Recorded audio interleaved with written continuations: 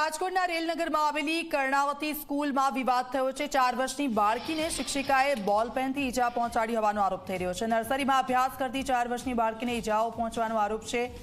11મી તારીખે શાળાએથી આવીને બાળકીએ તેની માતાને કહ્યું હતું ગુપ્તાંગમાં દુખાવો થતાં સારવાર માટે હોસ્પિટલ લઈ જવામાં આવી હતી।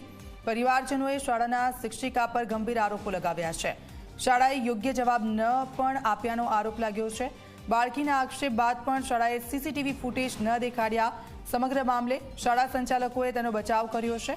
વાલીઓએ ખોટા આક્ષેપ લગાવ્યા હોવાનો શાળા સંચાલકોનો આરોપ છે। 6 દિવસથી જનાના હોસ્પિટલમાં બાળકીની સારવાર ચાલી રહી છે। સ્કૂલના પ્રિન્સિપાલે સમગ્ર આક્ષેપોને નકાર્યા છે। પડદા પાછળના અમુક ખેલાડીઓ સ્કૂલને બદનામ કરે છે। અગાઉ પણ આ સ્કૂલ વિવાદમાં આવી ચૂકી છે। તાબજુઓ ગંભીર આક્ષેપો માતા પિતા તરફથી કરવામાં આવ્યા છે। બાળકીને ગુપ્તાંગમાં દુખાવો ઉપડ્યો હતો ને ત્યારબાદ તેને હોસ્પિટલ ખાતે લઈ જવામાં આવી હતી અને શાળા ખાતે માતા પિતા પહોંચ્યા સીસીટીવી જોવા માંગતા હતા એ સમય દરમિયાનના, પરંતુ શાળાએ તેમને સીસીટીવી પણ બતાવ્યા નથી। 4 વર્ષની બાળકીની હાલ ગંભીર ઈજાઓ પહોંચી છે અને તેની હોસ્પિટલમાં સારવાર ચાલી રહી છે।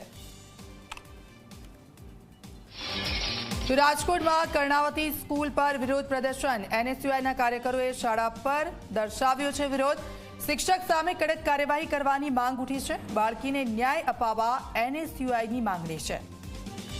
સીધા જ જઈશું, ગૌરવ દવે અમારી સાથે લાઈવ જોડાઈ ગયા છે। ગૌરવ, શાળા ખાતે માતા પિતાને સાથે એનએસયુઆઈના લોકો ત્યાં પહોંચ્યા છે, ત્યાં કેવો માહોલ છે, શું માંગણી છે એનએસયુઆઈના લોકોની અને શાળા તરફથી શું કહેવામાં આવ્યું છે આ અંગે?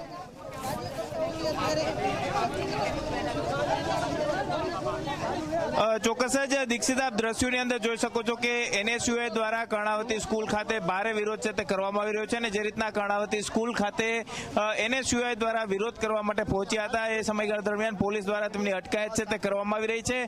ગઈકાલે જે રીતના 4 વર્ષની બાળકી અને તેના માતા પિતા છે તે રાજકોટની જે સિવિલ હોસ્પિટલની અંદર સારવાર માટે જે બાળકીને દાખલ કરવામાં આવી હતી ને ત્યાં આરોપ છે તે લગાવવામાં આવ્યા હતા કે બાળકીને સ્કૂલના જે શિક્ષિકા છે કે તેમના દ્વારા તેમને ખાસ કરીને શું કહેશો?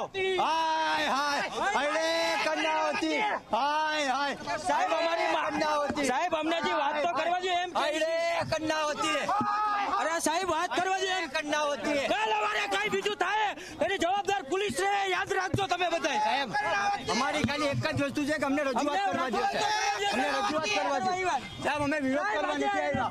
4 વર્ષની માસૂમ બાળકીઓ પર બનાવ બની છે, અમને રજૂઆત કરવામાં નથી દેવા આવતી પોલીસ દ્વારા। અમને આ જોઈ રહ્યા છો, અમને મારો સાહેબ, અમને મારો, અમને બીવડાવો સાહેબ। અમે કોઈ ગુંડા નથી સાહેબ, અમે ગુંડા નથી કે અમે કઈ કોઈ બીજા ગુના કરી નથી, જેને કર્યા એને નથી પકડતા। હા સાહેબ, જે દોષી છે એને ખરેખર સજા થવી જોઈએ।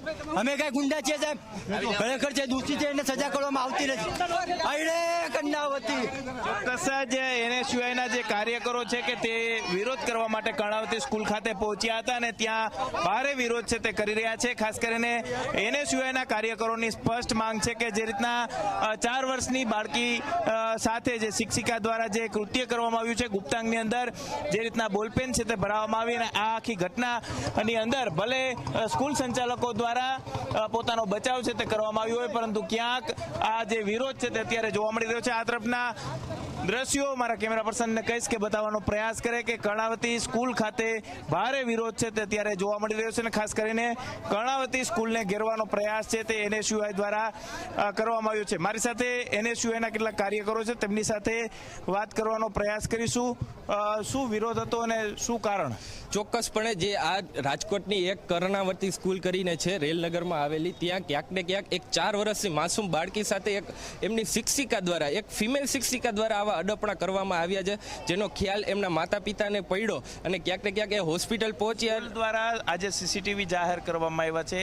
એ સ્કૂલનો એવો બચાવ છે કે વિદ્યાર્થીનીને કોઈ પણ જાતની ઈજા પહોંચાડવામાં નથી આવી। તમે કઈ રીતના જુઓ?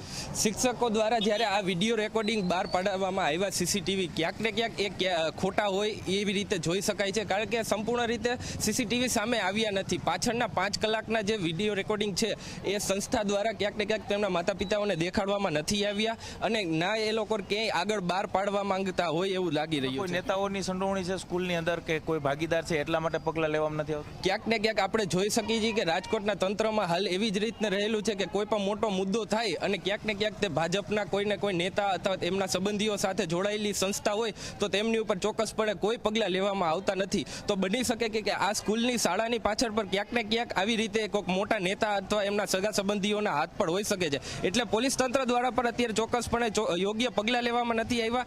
હાલ અમારા એનએસયુઆઈના સાથી મિત્રો પણ આવ્યા હતા તો એમની પર ધરપકડ કરવામાં આવેલી હતી. ચોક્કસ જ કર્ણાવતી ઇન્ટરનેશનલ સ્કૂલ છે કે તે અવારનવાર વિવાદોમાં આવે છે ને આ જે 4 વર્ષની બાળકી છે તે રાજકોટની જનાના હોસ્પિટલની અંદર તેમની સારવાર છે તે ચાલી રહી છે. તેમને જે ગુપ્તાંગની અંદર ઈજા છે તે પહોંચી હોવાની વાત છે તે સામે આવી રહી છે. હાલ સ્કૂલ દ્વારા ભલે પોતાનો બચાવ છે તે કરવામાં આવતો હોય પરંતુ એનએસયુઆઈના કાર્યકરો છે કે તેમના દ્વારા ભારે વિરોધ છે તે કરવામાં આવ્યો છે અને સ્કૂલની અંદર જવા માટે થઈ અને પોલીસ સાથે ઘર્ષણ કરતા પણ દ્રશ્યો છે તે જોવા મળી રહ્યા છે. જી બિલકુલ આભાર. આપની પાસેથી અપડેટ્સ લેતા રહીશું. તો હાલ એનએસયુઆઈના લોકો છે વિરોધ કરી રહ્યા છે, શાળાની અંદર જવા માંગે છે પરંતુ તેમને જતા અટકાવવામાં આવ્યા છે.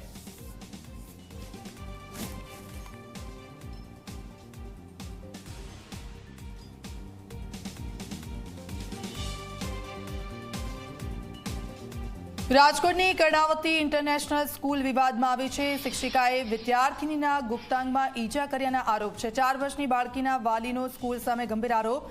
સ્કૂલ તંત્ર દ્વારા વાલીના આરોપને ખોટા ગણાવ્યા છે. ઇન્ફેક્શન થયાનું વાલી અગાઉ કહી ચૂક્યા છે. ટ્રસ્ટીનું આ કહેવું છે. અમુક લોકો સ્કૂલને બદનામ કરવા માંગે છે. મહત્વનું છે કે રાજકોટની કર્ણાવતી ઇન્ટરનેશનલ સ્કૂલમાં અભ્યાસ કરતી એક 4 વર્ષની બાળકી 11 એપ્રિલે ઘરે આવી હતી અને માતાને ફરિયાદ કરી હતી કે ગુપ્તાંગમાં દુખાવો થાય છે અને જે બાદ બાળકીને હોસ્પિટલમાં સારવાર અપાઈ હતી. જે બાદ પરિવારે શાળાની શિક્ષિકા પર આરોપ લગાવ્યો હતો કે શિક્ષિકાએ બોલપેનથી ગુપ્તાંગમાં ઈજા પહોંચાડી છે. તો બીજી તરફ સ્કૂલ તંત્રએ વાલીના આરોપને ફગાવ્યા છે અને કહ્યું કે બાળકીને ગરમીના કારણે ઇન્ફેક્શન થયાની સારવાર 6 દિવસથી જનના હોસ્પિટલમાં ચાલી જ રહી છે. સાથે સ્કૂલના ટ્રસ્ટીએ આરોપ લગાવ્યો છે કે અમુક પડદા પાછળના લોકો શાળાને બદનામ કરવા માંગે છે. મારી દીકરી કર્ણાવતી ઇન્ટરનેશનલ સ્કૂલમાં અભ્યાસ કરે છે. એ 11 તારીખે આવીને એને દુખાવાની ફરિયાદ કરી હતી પણ એ દિવસે એમના મધરે કંઈ ધ્યાન ના આપ્યું. પણ બીજે દિવસે ફરીથી આવીને એમણે દુખાવાની ફરિયાદ કરી તો મધરે પૂછપરછ કરી તો એને સ્કૂલના જે ક્લાસ ટીચર છે એમની નામ આપે છે ને વધુ તપાસ માટે અમે છત્રાણી હોસ્પિટલમાં એક દિવસે સારવાર માટે લઈ ગયા હતા અને એને રિપોર્ટ કર્યો હતો. સોમવારે એમાં કમ્પ્લેન કરી હતી પ્રિન્સિપલ મેડમને કે અમે વધુ તપાસ કરીને કહીશું. પછી બીજે દિવસે ગયા તો અમને એના બીજી કોઈ તપાસ નથી કરી પણ એને છોકરીને અમે ના પાડી હતી કે આ મેડમ જોડે ના લઈ જાઓ તો અહીંયા લઈ ગયા છે ને એને ડરાવવાની કોશિશ કરી છે. એક શિક્ષક તરીકે હું આ વાતનો તદ્દન વિરોધ કરું છું કે જે બાળકને હું આખું વર્ષ સ્કૂલમાં મેં ક્લાસમાં ભણાવી છે, જે છોકરી એક શબ્દ મોઢામાંથી બોલી નથી શકતી, ખાલી ભણે જ છે, એના પેરેન્ટ્સ આટલો મોટો આક્ષેપ નાખે તો એ તદ્દન ખોટો છે. અને ક્લાસનું પ્રૂફ એટલું છે કે પૂરેપૂરો વિડીયો કેમેરા શૂટિંગ પેરેન્ટ્સને બતાવેલું છે કે એ બાળકી એક જ જગ્યાએ 3 કલાક બેઠી છે, ત્યાંથી ઊભી બી નથી થતી. અને મોટો આટલો બધો આક્ષેપ નાખે તો હું પેરેન્ટ્સને એવું પૂછું કે એ ઘરની બહાર બી ક્યાંક જાય છે તો બીજે તપાસ કરે. પણ જે વિદ્યાર્થીને શિક્ષા આપતી હોય જે ટીચર એના માટે આટલો ખોટો આક્ષેપ સ્કૂલ ઉપર અને શિક્ષા ઉપર ન નાખે એવી મને નિવેદન છે. કારણ કે એક શિક્ષક તરીકે આ વસ્તુ મને બહુ જ મારા ઉપર ઈગો મારો હર્ટ થયો છે. આવું ન થવું જોઈએ. તો આપ જુઓ જે શિક્ષક પર આક્ષેપો લગાવ્યા હતા એ તમામ આક્ષેપો તેમણે ફગાવ્યા છે. તેમણે એવું પણ કહ્યું છે કે બાળકી એક જગ્યા પર 3 કલાક બેસી રહી હતી અને બીજી જગ્યાએ પણ માતા પિતા તપાસ કરે કારણ કે બાળકી એકલી સ્કૂલમાં જ નહીં બીજી જગ્યાઓ પણ ફરતી હોય છે.